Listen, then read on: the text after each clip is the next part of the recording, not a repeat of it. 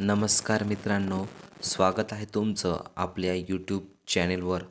पटना या शहरामध्ये पाटलीपुत्र येथे एक दाम्पत्य राहत होते.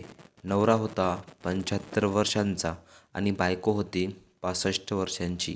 त्यांची 3 मुले पण होती. ती बाहेर राहत होती.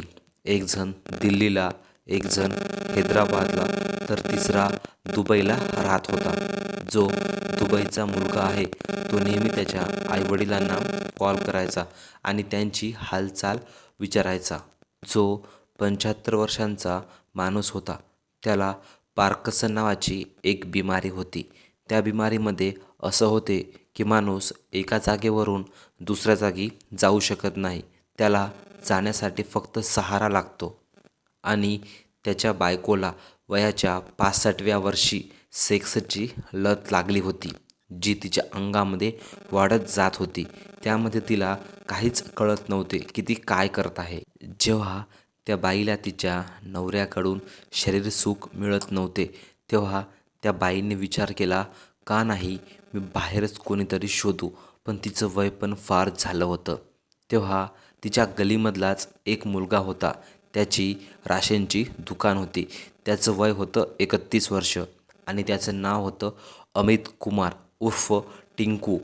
तो मुलगा त्यांच्याच गलीमध्ये काम करत होता. ती बाई नेहमी त्याच्या दुकानावर जात होती. दुकानात गेल्यानंतर ती बाई त्याला सामानची लिस्ट द्यायची आणि तो सामान देण्याच्या बहाण्याने तिच्या घरी जायचा. तिच्या घरी गेल्यानंतर तो त्या बाईसोबत शारीरिक संबंध बनवायचा. असे अनेक वर्ष चालले होते आणि त्याच्या बदल्यात त्या मुलाला ती बाई खूप सारे पैसे द्यायची. असं करून दोघांची पण इच्छा पूर्ण होत होती. हे सर्व असंच 3 वर्ष सुरूच होतं. एका रात्रीची गोष्ट आहे. ती बाई त्या मुलाला रात्रीच्या 9 वाजता कॉल करते आणि त्याला म्हणते की तू आत्ताच माझ्या घरी ये, मला तुझी खूप जास्त गरज आहे. तो मुलगा पण तिला म्हणतो, हो मी काहीच वेळामध्ये तुमच्या घरी येतो. तो मुलगा त्याचं काम खतम करून तिच्या घरी पोहोचतो. तिच्या घरी गेल्यानंतर तो तिला तिच्या रूममध्ये घेऊन जातो आणि ते दोघे रूममध्ये जाऊन संबंध बनवत असतात. त्यांचं हे नेहमीचं होतं की दोघेजणे संबंध बनवायचं आणि तिचा नवरा बाजूच्या रूममध्ये राहायचा. त्याला सर्व ऐकायला यायचं पण तो काहीच करत नव्हता. त्याला फक्त शंका होती. पण आज त्याला राहावलंच नव्हतं आणि तो कसाबसा चालत तिच्या रूमच्या बाहेर पोहोचतो. रूमच्या बाहेर पोहोचल्यानंतर तो रूममध्ये डोकावून बघतो तर त्याची बायको दुसऱ्या मुलासोबत संबंध बनवत होती. हे सर्व पाहून त्याच्या पायाखालची जमीन सरकली आणि त्याने जोरात आरडाओरडा करायला सुरुवात केली. शेजाऱ्या पाजाऱ्यांनी त्याचा आवाज ऐकला होता. पण नवरा बायकोंमध्ये सतत भांडण व्हायचे. त्याचे कारण माहीत नाही पण सतत भांडण व्हायचे. त्यामुळे शेजाऱ्यांनी पण आवाज ऐकून अनसुना केला आणि त्यांच्याकडे लक्ष नाही दिलं. तेव्हा जे दोघे आतमध्ये संबंध बनवत होते ते धावत त्याच्याकडे आले आणि जो मुलगा होता त्याने त्या म्हाताऱ्याच्या डोक्याला पकडून भिंतीवर आदळलं आणि भिंतीवर आदळताच तो म्हातारा घायाळ होऊन खाली पडला. त्याच माणसाची बायको किचनमध्ये गेली आणि किचनमधून एक धारदार चाकू आणला आणि त्याच्या छातीवर सतत वार करत राहिली. जोपर्यंत त्याचा जीव जाणार नाही तोपर्यंत त्या 65 वर्षीय स्त्रीने आपल्या 75 वर्षीय नवऱ्याचा खून केला होता आणि तो मुलगा जवळ उभं टाकून फक्त बघत होता. त्याचा खून केल्यानंतर ती बाई त्या मुलाला म्हणाली होती की आता आपल्या दोघांमधला जो काटा होता ते मी नेहमीसाठी काढून टाकला. आता आपल्याला कोणीही डिस्टर्ब करू शकणार नाही. हे सर्व बोलून ती बाई किचनमध्ये जाऊन तो रक्ताचा चाकू धुवत होती.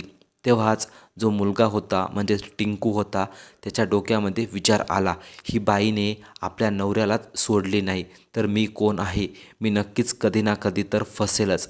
असं विचार करून तो त्या बाईच्या मागून जातो आणि तिच्या तोंडावर हात ठेवतो. पण ती बाई त्याला चावते आणि त्याला ढकलून देते. तेवढ्यातच बाजूला एक मसाले कुटायचा मुसळ पडलेला होता. तो मुसळ टिंकू उचलतो आणि त्या बाईच्या डोक्यामध्ये घालतो मुसळ लागताच ती बाई धाराशायी पडते आणि टिंकू तोच चाकू घेतो आणि त्या चाकूने त्या बाईला पण मारून टाकतो, तिच्या गळ्यावर वार करतो आणि ती बाई किचनमध्येच ठार होते. त्यानंतर तो मुलगा चाकू धुवून ठेवतो आणि त्या घरांमधलं सर्व सोनं नाणं आणि त्यांचे मोबाईल घेऊन पळून जातो. जवळपास 1,00,000 रुपयांचे तो सामान घेऊन पळून गेला. जाताना टिंकूने बाहेरून दरवाजा बंद केला होता. आता ती रात्र संपते. दुसऱ्या दिवशी त्या स्त्रीच्या दुबईवाल्या मुलाचा फोन येतो.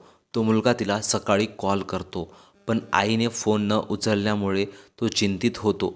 तो मुलगा 1 तासानंतर फोन करतो, पण तेव्हाही त्याची आई फोन उचलत नाही. त्यामुळे त्याला अजून जास्त काळजी वाटायला लागते. त्याने मग एक विचार केला. त्याचा एक मित्र त्यांच्याच घरच्या समोरच्या एका अपार्टमेंटमध्ये काम करत होता. त्याचं नाव होतं गणेश जानकी अपार्टमेंट. त्या अपार्टमेंटमध्ये त्याचा मित्र राम प्यारे यादव हा काम करायचा.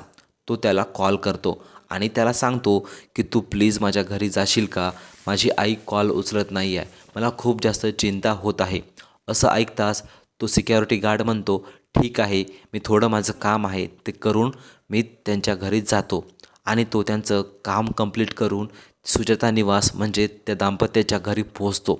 घरी तिथं गेल्यानंतर तो पाहतो की बाहेरून दरवाजा बंद आहे. बाहेरून दरवाजा बंद असल्याने तो त्या दुबईमधल्या मुलाला फोन करतो आणि त्याला सांगतो की तुमच्या घराचा दरवाजा बाहेरून बंद आहे. तो त्याला म्हणतो की तू व्हिडिओ कॉल कर आणि घराच्या आतमध्ये जा. तो सिक्युरिटी गार्ड तसंच करतो. तो व्हिडिओ कॉल चालू करून दरवाजाची कडी काढतो आणि आतमध्ये जायला लागतो. आतमध्ये जाताच सर्व रूमने रक्ताचा सडा दिसतो. एक लाश किचनमध्ये पडलेली होती, जी की त्या 65 वर्षीय स्त्रीची होती आणि दुसरी लाश बेडरूममध्ये पडलेली होती, जी की ते 75 वर्षीय माणसाची होती. ते पाहून सिक्युरिटी गार्ड जोराने ओरडत घराच्या बाहेर पडतो. एवढ्या जोराचा आरडाओरडा ऐकून आसपडोसचे लोक म्हणजे शेजाऱ्याचे लोक सर्वजण बाहेर येतात आणि बघतात की या घरामध्ये 2 लोकांचा खून झाला आहे. हे सगळं बघून त्यामधलाच एक व्यक्ती पोलिसांना फोन करतो. पोलीस तिथे लगेच येतात आणि ते आपली चौकशी सुरू करतात, पण त्यांना कोणताही सबूत भेटत नाही. त्यामुळे ते खूप जास्त चिंतित होतात. त्यांनी आपली चौकशी सुरूच ठेवली. त्यांनी त्यांच्या सर्व मुलांना फोन करून बोलावले आणि त्यांना विचारपूस केली की तुमच्या आईवडिलांची कोणासोबत भांडण वगैरे काय होती का? तर मुलांनी सांगितले की त्यांची कोणाशी काही भांडण नव्हती, ते एकदम साधे आणि सरळ व्यक्ती होते. हे सगळं ऐकून पण पोलिसांचा दिमाग चालत नव्हता, कारण की त्यांना एकही सुराग भेटत नव्हता. त्यांनी जवळपासचे सर्व CCTV कॅमेरा चेक केले होते, पण त्याच दिवशी एक माणूस त्यांच्याकडे येतो आणि तो त्यांना सांगतो की साहेब, त्याच वेळेचा माझ्याकडे एक 11 सेकंडचा फोटो क्लिप आहे, ते तुम्ही पहा. काय माहीत तुम्हाला त्याच्यामधून काही माहीत झालं तर कामी येऊ शकते. असं म्हणत त्याने ती क्लिप पोलिसांना दिली. पोलिसांना त्यामध्ये एक मुलगा दिसत होता, पण त्याच्या फेसवर काहीतरी बांधून होते. त्यांना फक्त त्याची शर्ट क्लिअर दिसत होती. तर पोलिसांनी विचार केला, या शर्टचा मुलगा काय सांगावं, या गल्लीतल्या लोकांना ओळखू शकतील. त्यामुळे पोलिसांनी सर्व गल्लीतल्या लोकांना बोलावून तो फोटो त्यांना दाखवला. तर त्या लोकांनी ओळखलं की हा आपल्या गल्लीतलाच टिंकू आहे, जो राशन दुकानामध्ये काम करतो. असं ऐकताच पोलिसांनी विचार केला, जर आपण त्याच्याकडे डायरेक्ट गेले आणि त्याला अरेस्ट केले तर तो काही सांगणार नाही. तर आपण त्यांच्याकडे जाऊ आणि त्यांना सांगू की आमच्याकडे तुझ्याबद्दल एक ठोस सबूत आहे. असं म्हणत पोलीस त्यांना स्टेशनमध्ये घेऊन आले आणि त्याची चौकशी करायला सुरुवात केली. सुरुवातीला तो इकडच्या तिकडच्या गोष्टी सांगू लागला आणि असं दाखवत होता की तो यामध्ये अजिबात मळून नाही. पण जेव्हा पोलिसांनी सक्ती दाखवली आणि त्यांनी त्याच्यावर दंड्याचा उपयोग केला, तेव्हा तो पोपटासारखा बोलायला लागला आणि त्यानं सर्व गोष्टी खऱ्या खऱ्या सांगितल्या.